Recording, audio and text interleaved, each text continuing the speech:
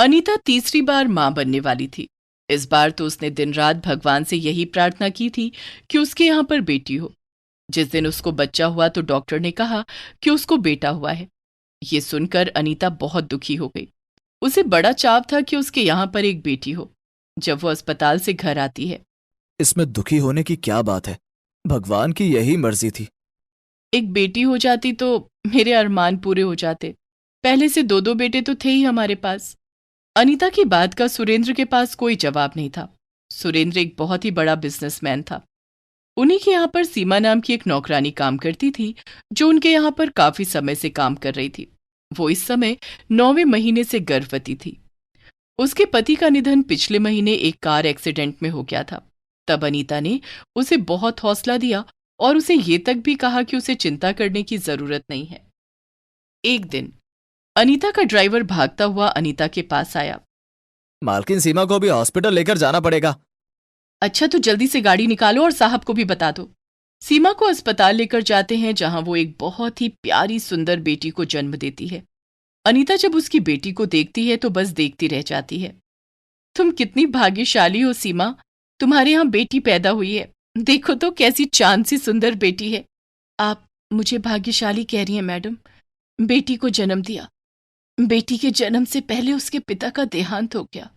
मैं तो ये सोच सोच कर परेशान हो रही हूँ कि इसे पालूंगी कैसे। बड़ी हो जाएगी, इसकी शादी भी करनी होगी, तब इतना पैसा कहाँ से लाऊंगी। मुझ गरीब पर तो भगवान ने दोहरी मात दे दी है। अनीता सीमा को घर ले आती है। सीमा की कही हुई बातें अनीता के दिल को लग गई थी।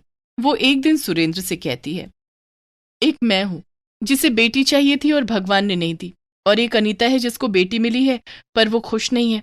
आप उससे बात करो।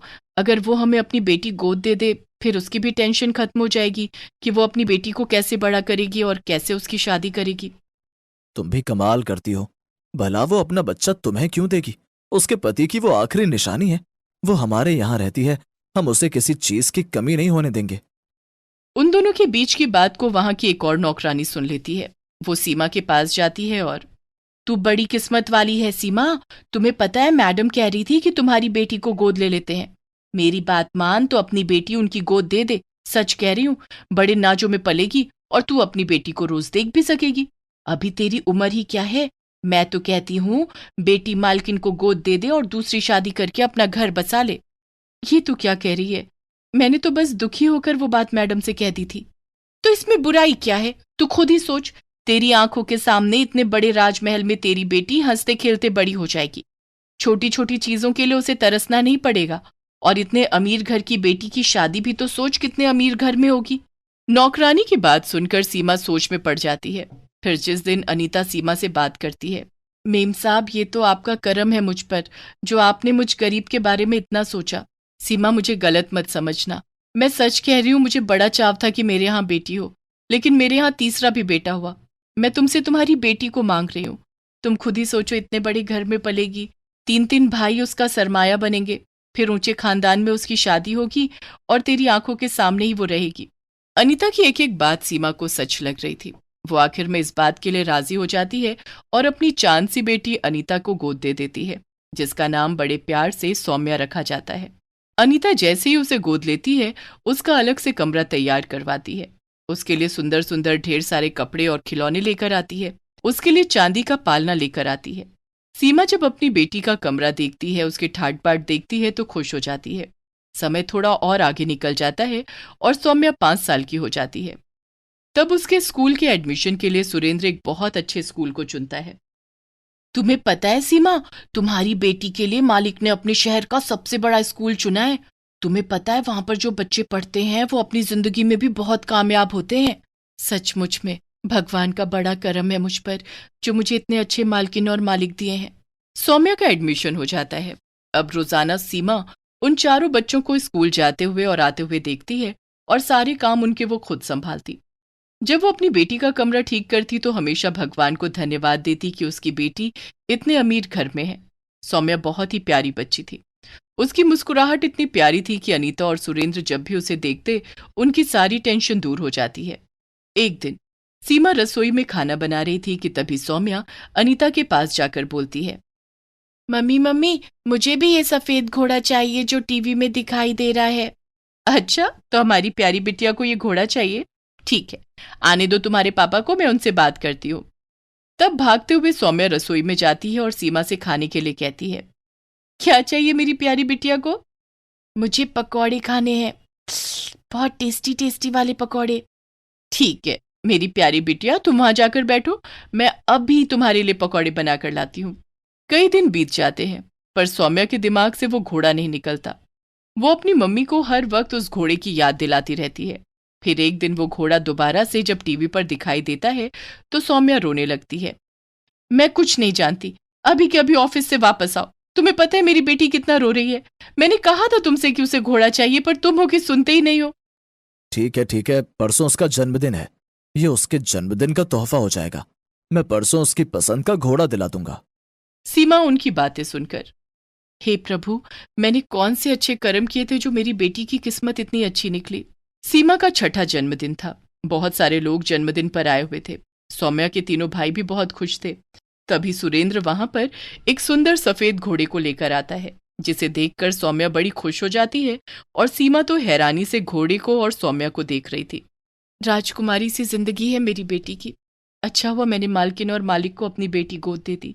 मालकिन के तीनों बेटे सौम्या को अपनी पलकों पर रखते हैं। देखते ही देखते समय पंख लगाकर उड़ रहा था और सौम्या और उसके तीनों भाई अब जवान हो चुके थे। अब तीनों भाई अपनी बहन का बहुत ख्याल रखते। आने जाने के लिए सौम्या के साथ हमेशा कोई ना कोई भाई साथ रहता। बड़े भैया, किसी दिन तो मुझे अकेले जाने दिया करो। जब देखो साया बनकर मेरे आसपास मंडराते रहते हो। क्योंकि मैं नहीं चाहता मेरी फूल सी नाजुक बहन को बाहर की दुनिया की नजर लग जाए। बस करो भैया, हमेशा मेरा पहरा देते रहते हो। किसी दिन तो मुझे भी खुली हवा में सांस लेने दो। तभी वहां पर मंझला भाई आ जाता है। सौम्या, तुम हमारी इकलौती बहन हो और हम तुम्हें पहरे में नहीं रखते हैं, बल्कि हम चाहते हैं कि हमारी बहन सारी दुनिया घूमे फिरे, लेकिन उसे आँच ना आए। सीमा जब उन लोगों की बातें सुनती है तो बहुत खुश होती है। फिर एक दिन दोनों बड़े भाइयों की शादी हो जाती है। शादी में सौम्या इतनी महंगी ड्रेस पहनती है कि सीमा हैरानी से उसे देख रही थी। कहाँ दे पाती मैं इसको इतना ऐशो आराम। आज मेरी बेटी कैसी सुंदर दिखाई दे रही है, इतने महंगे कपड़े और सबका लाड दुलार। ऐसे क्या देख रही हो सीमा? तुम्हें क्या यकीन नहीं हो रहा कि तुम्हारी बेटी राजमहल में पल रही है? मैं तो बहुत खुश हूँ।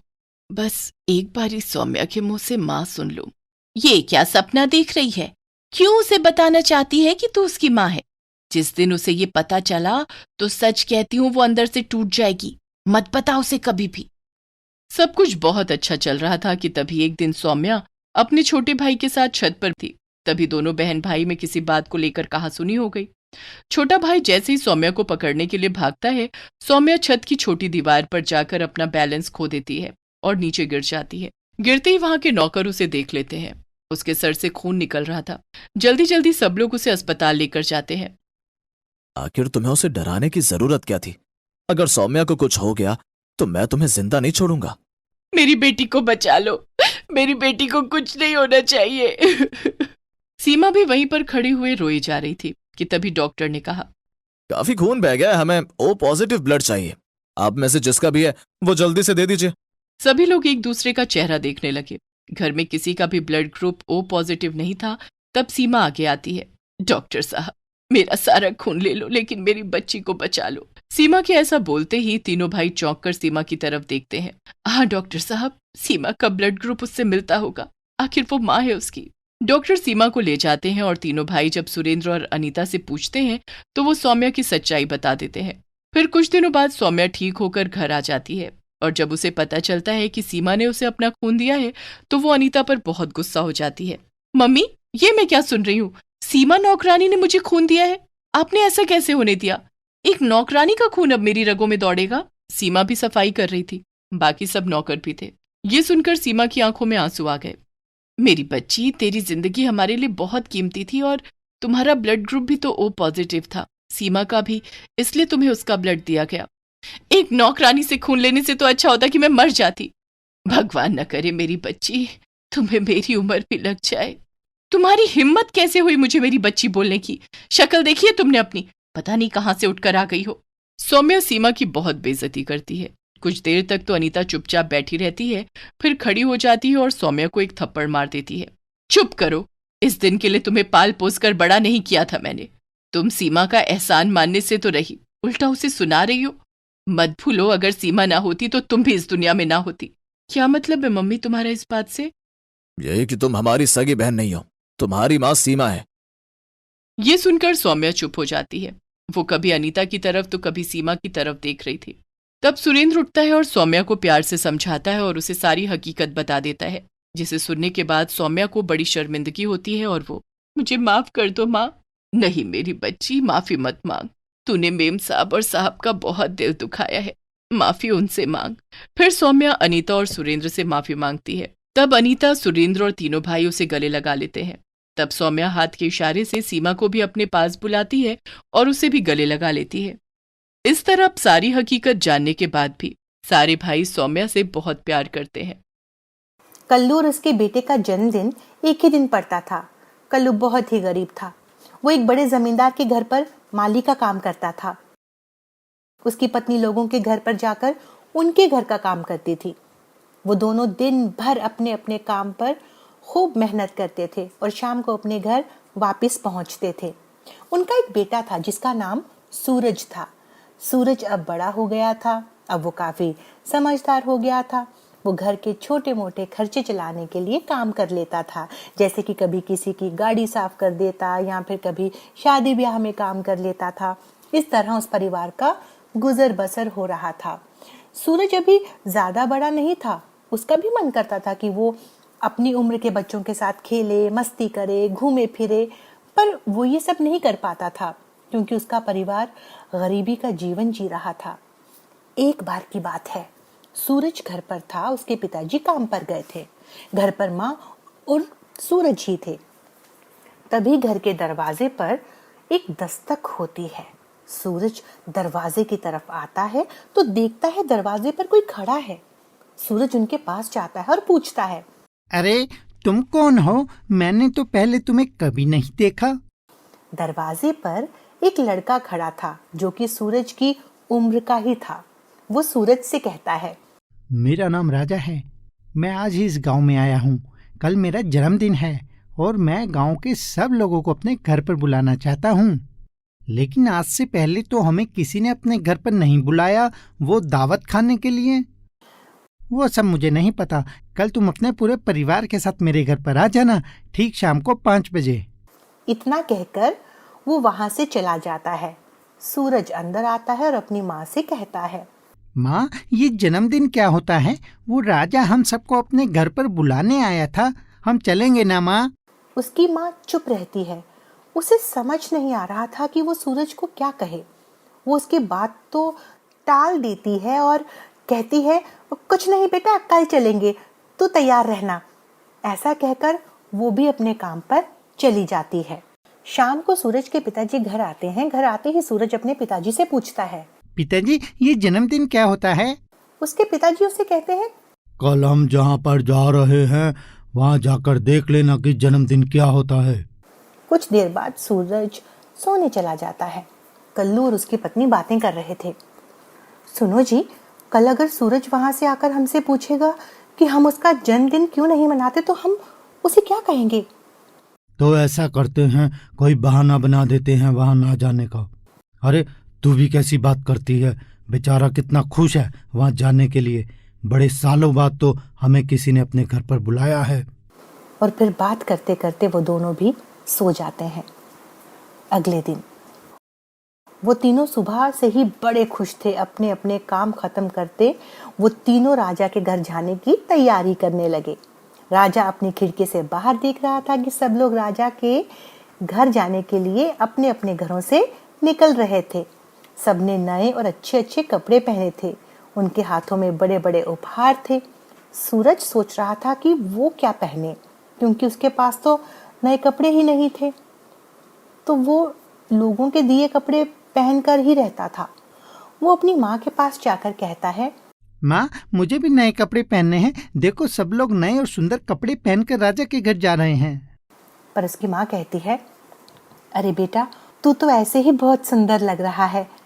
तुझे नए कपड़े की क्या जरूरत है मेरा राजा बेटा? ऐसा कहकर वो सूरज को प्यार करने लगती है। सूरज मान जाता है और फिर वो अपनी माँ से कहता है, माँ तू तो नए कपड़े पहन ले, मैंने तुझे कभी अच्छे कपड़ों में नहीं देखा और पिताजी को भी नहीं देखा। देखो ना माँ, सब लोग कितने अच्छे अच्छे बनकर जा रहे हैं। वो जिद करने लगता है, पर उसकी माँ उसे समझाती है और वो तीनों राजा के घर के लिए निकल जाते हैं। जैसे ही कुछ दूर पहुंचते हैं, दूसरे लोग उन्हें देखकर हंसने लगते हैं, क्योंकि वो तीनों बहुत ही गरीब दिख रहे थे। कुछ देर बाद वो तीनों राजा के घर पहुंच जाते हैं। वहां की चकाचौंध देखकर उन तीनों की आंखें फटी की फटी रह जाती हैं।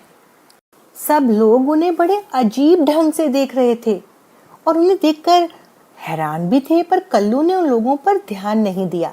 वो राजा से मिलते हैं। राजा उन्हें खाना खाकर जाने के लिए कहता है। कल्लू, उसकी पत्नी और सूरज पेट भरकर खाना खाते हैं और अपने घर चले जाते हैं और सो जाते हैं। दूसरे दिन, माँ मुझे भी अपना जन्मदिन मनाना है। माँ मैं कब पैदा हुआ था? उसकी माँ कहती है, ठीक है बेटा, मना लेना, अभी मैं काम पर जा रही हूँ, शाम को आकर बात करती हूँ। कुछ देर बाद उसके पिताजी आते हैं। सूरज भागकर अपने पिताजी के पास जाता है और पिताजी से भी वही बात कहता है।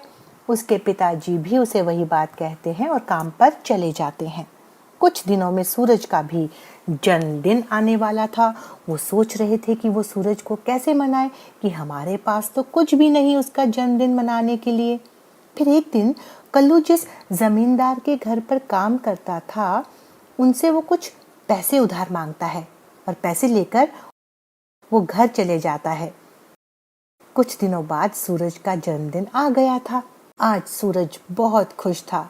वो जैसे ही लोगों को बुलाने के लिए अपने घर से निकलने को तैयार हो रहा था, उसकी माँ उसे रोक लेती है और कहती है, अरे सूरज बेटा, तू कहाँ जा रहा है? सूरज कहता है, माँ मैं लोगों को बुलाने जा रहा हूँ।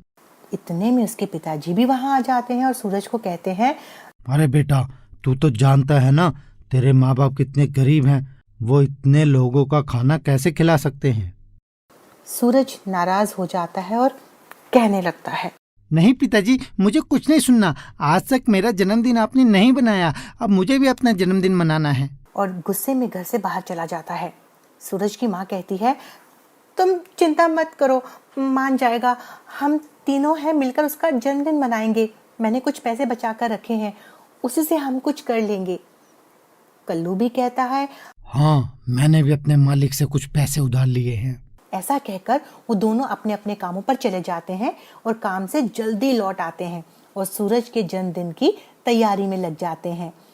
सूरज घर पर बैठा सोच रहा था कि शायद उसने आज ज्यादा ही अपने माँ पिताजी को दुखी कर दिया।